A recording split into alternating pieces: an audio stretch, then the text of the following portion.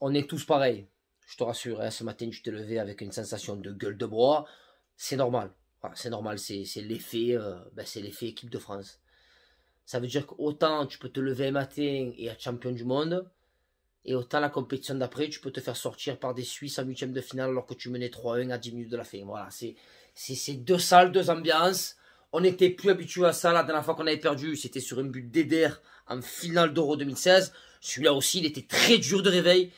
Mais là, c'est pas la finale. Mais pour moi, c'est encore pire, gros. C'est encore pire parce que déjà, tu attaques mal ce match. Dash, il te fait une compo, what the fuck? Je te jure, même les Espagnols, ils ont vu la compo, ils ont dit, what the fuck? C'est pas compréhensible. Tu as fait des trucs, Didier Deschamps. Bon, l'avantage, c'est que tu as su réagir assez rapidement. Enfin, assez rapidement. Tu as vite vu que c'était de la merde, tu as vite replacé ton équipe, et dès la mi-temps, tu as fait des changements. Ça a plus ou moins bien marché parce qu'ils ont rattaqué fort les Suisses. Ce Pavard, ce talentueux latéral droit, qui va te découper, mec, dans un angle improbable, il n'y a pas de danger, il lui saute à la gorge, penalty à juste titre.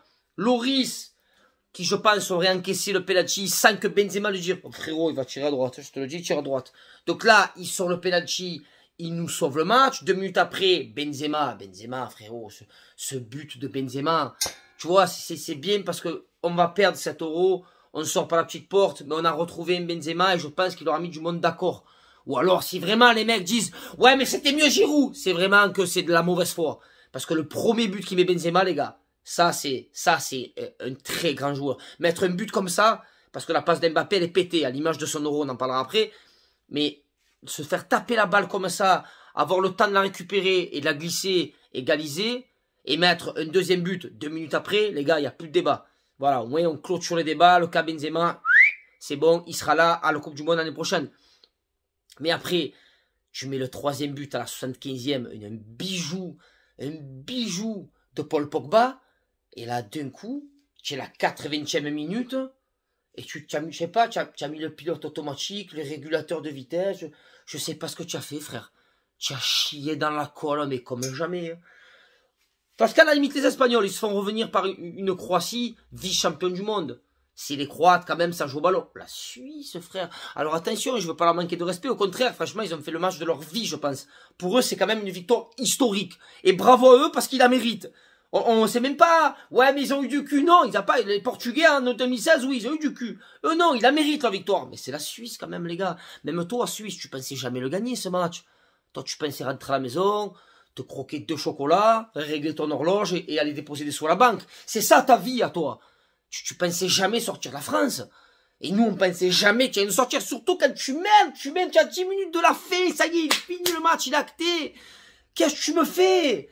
Donc là, il reste 30 minutes. On était quand même, moi, je sais pas vous, les gars, mais moi, quand même, j'étais serein, j'ai dit, ça va, on va se qualifier. 30 minutes, on va mettre au moins 1 ou 2 buts. À l'image des Espagnols, qui ont, voilà, même si ils ont eu du mal en début de prolongation, mais après, ils sont là. Pourtant, c'est pas une grande Espagne, hein, mais ils sont là. Et toi, tu es là. Et les entrants, ils changent rien. Coman, ils se blessent. Ces joueurs aussi, il faut m'expliquer, les gars. Coman, Dembélé, qu'est-ce qu'il y a? Ils ont des forfaits de 6 mois, c'est quoi? C'est des bails, leur contrat musculaire? Je comprends pas. Ils sont blessés tous les 15 jours. Ils sont blessés, ils me rendent fou. Donc Coman qui veut pas sortir, forcément. Le mec, il fait ce qu'il veut. Il se blesse, mais il sort pas. Je comprends pas. Bon, allez, c'est la Coupe du Monde. Il veut être là, il veut jouer. Tant mieux. Ça montre de la bonne volonté, mais à la mi-temps, sort, frère. N'attends pas de te blesser encore plus. Bon, t'as bien que mal. On fait un changement. Là, Pogba, une fois de plus, qui a été au-dessus tout le match, avec Kanté, parce qu'on minimise la performance de Kanté, parce que lui, il marque pas, il va moins de l'avant. Mais frérot, Kanté, il était sur tous les ballons. Tous les ballons, tu touchais. Tu avais Kanté, il était là, frère. Il les a rongés tout le long des Suisses. Pogba qui fait une belle passe dans l'intervalle à Mbappé. Mbappé, des buts qu'il a mis, mais il en a mis des tonnes, des buts comme ça. En plus, c'est contre nous, en plus, contre l'OM. Tu les mets, les buts contre nous, un content, ça. Et là, tu as en coupe d'Europe, gros. Tu arrives, tu sais même pas quel pied tirer, il s'embroche, il tire à quoi. Valère Germain, frère, Valère Germain. Tu as eu le syndrome de Valère Germain, gros. Sur la tête de ma mère. Et là, le pire, c'est quoi? Tu fais le mec. Ah ouais, mais à la cuisse aussi. Ah non, ça va. Mais ne simule pas une blessure pour justifier ta chramboulade que tu nous as fait. Mais quelle honte! Mais quelle honte! Mais quelle déception! Mon Dieu! Mon Dieu, dit Piaf, mais mon Dieu, c'est incroyable comme tu nous as chié dessus. Mais la tête de ma mère, hein, c'est quoi? Je pense que ça peut être le tournant de ta carrière. Et je pense que ça va te faire du bien. Parce que la tête que tu avais, qui est en train de gonfler. Parce que souvent on disait, ouais, vous les Marseillais, vous êtes jaloux d'Mbappé. Non, on n'est pas jaloux, frère, on constate, nous. Toi, peut-être que tu es parisien, peut-être que l'amour rend aveugle. Nous, on voit les choses. On voit les choses. Et on voit que Mbappé, depuis qu'il est à Paris, il prend une dimension, une tournure, elle est pas bonne. C'est un peu comme quand tu es jeune, tu te dis, oh, tu as des mauvaises fréquentations. C'est pareil, il a des mauvaises fréquentations. Il faut qu'il parte de Paris pour grandir plus. Parce que là, il nous tire vers le bas, frère. Il tire son club vers le bas, il tire son pays vers le bas. Un mec comme Mbappé, il doit t'apporter, pour moi, Mbappé, c'était peut-être un potentiel meilleur buteur de la compétition. 0 but, il a mis, frère. 0 but! 0! La bulle, frère! Tu as rien mis! Je sais pas si tu as cadré une frappe pendant l'Euro. Sans déconner. Et le pire, c'est qu'avant ça, on dit, ouais, mais là, ça va? C'est pas parce qu'il a raté le penalty, c'est pas... Non, mais c'est pas que le penalty qu'il a raté. C'est tout, toute la compétition, il passe au travers, et c'est sa gueule, sa bouche, la boca, chocolate con leche per favor, tout le long il est là, ouais, moi je veux être un grand joueur, moi je veux qu'on compte sur moi, je veux avoir de responsabilités, ça y est, c'est le moment, tu as 20 ans frérot, tu as 20 ans, calme-toi, tu vas en avoir des responsabilités, arrête de parler, joue au ballon, exactement comme quand tu étais à Monaco, redeviens le petit kiki de Monaco, le kiki, allez kiki, redeviens celui-là. Ne redeviens pas l'Mbappé, ne t'invente pas une vie de thug. Des mecs comme Zlatan, comme CR7, c'est leur attitude, c'est leur tempérament. Zlatan, même dans la vie, il est comme ça, tu le vois, il est là, il branche, il en fait des caisses. Toi, tu es pas comme ça. Toi, tu es un bon garçon de Bonji, tu es un bon petit garçon, toi. Sois un bon petit garçon, ne t'invente pas une vie de thug parce que tu marques des buts, frère. Ne t'invente pas une personnalité, reste toi-même et sois comme à Monaco, c'était bien. Moi, à Monaco, je bandais pour toi, même dans le jeu, tu étais bon, tu jouais pour ton équipe.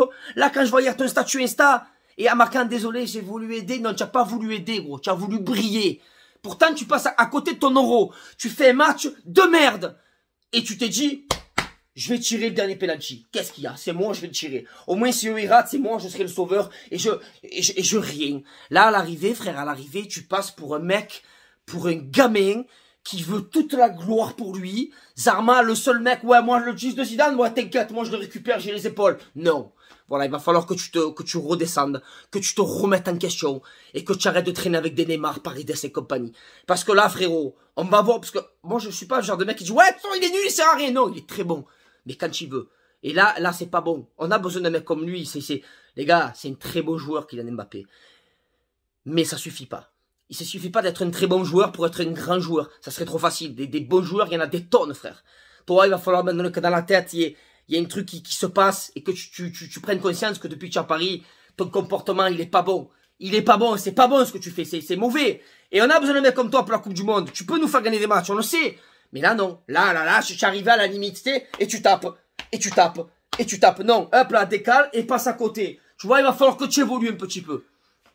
Bon, après, frère, on va pas le tuer. Je pense que lui, à cette heure-ci, il doit être au plus mal de sa vie. Vraiment, hein. Donc c'est pour ça que j'espère que ça va le faire évoluer. Après, pour revenir sur l'ensemble de la prestation de l'équipe de France, de manière générale, dans cet Euro, on n'a pas été au niveau. Il n'y a pas un match où on a été vraiment au-dessus, serein, ça joue au ballon, on s'est fait chier. On s'est fait chier et je pense que c'est pour ça que il est temps que Deadou, oh Didier, merci pour tout. Mais vraiment, moi je suis bravo à toi. Oh, il a récupéré une équipe de France avec perte et fracas en 2012. On fait quart de finaliste de la Coupe du Monde contre une Allemagne. On perd 1-0 hein, que sur un coup de pied arrêté contre une Allemagne qui va mettre 7-1 au Brésil et qui va gagner la Coupe du Monde. En 2016, frérot, on est malheureux, on perd sur un but d'Eder aux prolongations. En 2018, on gagne la Coupe du Monde. Donc Deschamps, ça y est, je veux dire, il a prouvé. C'est un très grand entraîneur. Même ceux qui l'aiment pas, tu peux pas dire, frère, tu gagnes pas des titres comme ça. Lui, en 2 ans d'affilée, finale d'Euro, Coupe du Monde, voilà. Très grand entraîneur. Mais à un moment donné, j'ai l'impression qu'il faut un vent de fraîcheur sur cette équipe de France. Dans les joueurs et dans le coaching. Parce que dans le coaching, franchement, on se faisait chier. Désolé, DJ, mais à la fin, frère, c'est plus possible. L'équipe de France, on n'arrivait plus. On était que dans la réaction. Il n'y a pas un match où on prenait les choses à main d'entrée et on marquait 1 but, 2 buts, 3 buts. Il n'y a pas. On était que dans la réaction parce que les joueurs que tu as sur le terrain, ils sont très bons. Ils étaient piqués dans leur orgueil et ils voulaient montrer. Et ils se sublimaient. À l'image du premier but de Benzema, du but de Pogba. Voilà, c'est vraiment des joueurs qui te tirent la France vers le haut. Mais maintenant, il va falloir aussi défensivement, c'est plus possible. Il y a des joueurs que, Pavard, tu vas pas me faire croire qu'en France, on est quand même un pays de football. Il n'y a pas des meilleurs latéraux. Il n'y a pas un latéral droit meilleur que Pavard dans toute la France entière, les gars. Déconne pas.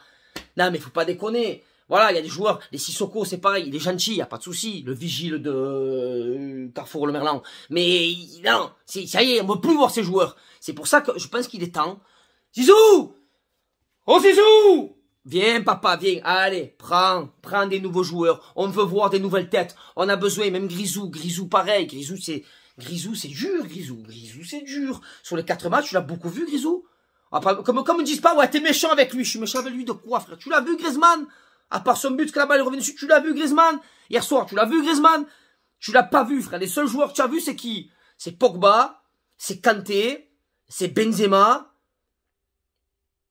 Allez, Varane, on va le mettre quand même dedans. Après, le reste, frère, l'anglais. On en parle de l'anglais? C'est quoi ce choix? C'est quoi ce choix de mettre l'anglais? L'anglais incarné. Non, mais l'anglais, va jouer avec Harry Kane et Sterling, l'anglais. Qu'est-ce que tu viens de faire chez nous? Qu'est-ce que tu fous là? Qu'est-ce qu'il fout là, ce joueur? Tu l'as vu sur le premier but? Oh, il s'est mis de dos, il s'est mis... C'est quoi? C'est des défenses de quoi, ça? Tu as Barcelone, toi? Arrêtez, les gars, arrêtez. Donc voilà, moi, je pense que Deschamps, il arrive à la fin de son cycle, à la fin de son ère. Il est temps de passer le flambeau. Hein? Je pense qu'il faut qu'on fasse un petit conseil. Tu vois, avec une petite sentence, avec Denis Brognard. Denis Brognard, il est là, Deschamps, flambeau, ouais, bon, c'est normal, il y a des, ouais, bon, les jaunes veulent m'éliminer, voilà, tu vois, leur sentence est irrévocable, clac, et tu passes le flambeau, frère. Ça y est, c'est bon, tu as gagné l'épreuve du poteau, la première fois tu as perdu au final, après tu as gagné l'épreuve des poteaux, c'est bon, frérot. Ton Koh-Lanta, il a assez duré, Didier, hein, il est temps de passer le flambeau, vraiment. Merci beaucoup. Il faut de la fraîcheur. J'ai pas envie encore de vivre une Coupe du Monde comme ça, là où on subit, où il n'y a pas de jeu. Où non, moi je veux voir des nouvelles têtes, des nouvelles idées de jeu, du jeu vers l'avant, qu'on se régale un petit peu. C'est ça que j'ai envie de voir. Voilà. Donc en attendant, très déçu, dégoûté comme je pense des tonnes de Français. Parce que en plus, il y avait la place cette année, j'ai pas l'impression qu'il y ait une équipe vraiment qui soit au-dessus de tout le monde. Tant pis les gars, tant pis, rendez-vous en Coupe du Monde 2022. J'aurais bien aimé, tu vois, tu perds, contre qui tu perds, c'est pas pareil, tu perds contre l'Italie en demi, l'Espagne en quart, c'est 8e de finale contre les Suisses, les gars, on n'a même pas eu le temps de bander, que la compétition est finie. Et puis comme disent pas, voilà, comme je disais à l'heure, ouais, mais Mbappé, c'est pas que pour le penalty Mbappé, parce que regarde, tu prends Trezeguet en 2006, je pense qu'il n'a pas pris autant la foudre que Mbappé va se prendre. Parce que Trezeguet, voilà, si t'es Trezeguet, ça arrive de rater un penalty. Et ça arrive même au meilleur. N'importe quel grand joueur a raté un jour un penalty. Voilà, c'est pas que le penalty, c'est un tout en fait. Et le penalty, ça a été un petit peu la goutte d'eau. Voilà les gars, allez sur ce, passez une bonne journée. Moi perso l'euro, ben ça m'a un peu gâché l'euro. Parce que regardez un euro sans équipe de France, c'est pas... C'est comme si tu manges une côte de bœuf mais qu'elle est bien cuite. Tu vois, c'est pas... C'est un peu gâché. Donc je sais pas qui je vais supporter. Franchement que le meilleur gagne. J'ai envie de supporter un petit. J'ai envie de dire allez le Danemark. Voilà, par rapport à leur histoire, à ce qui est arrivé à Eriksen et tout là, au début de compétition. J'ai envie de dire les Danois, ils méritent d'aller loin. Donc tu sais quoi? Vamos Danemark, je sais pas comment on dit, Dansk, Visk, Ursk, voilà. Allez, je te fais une bise, bonne journée, ciao ciao.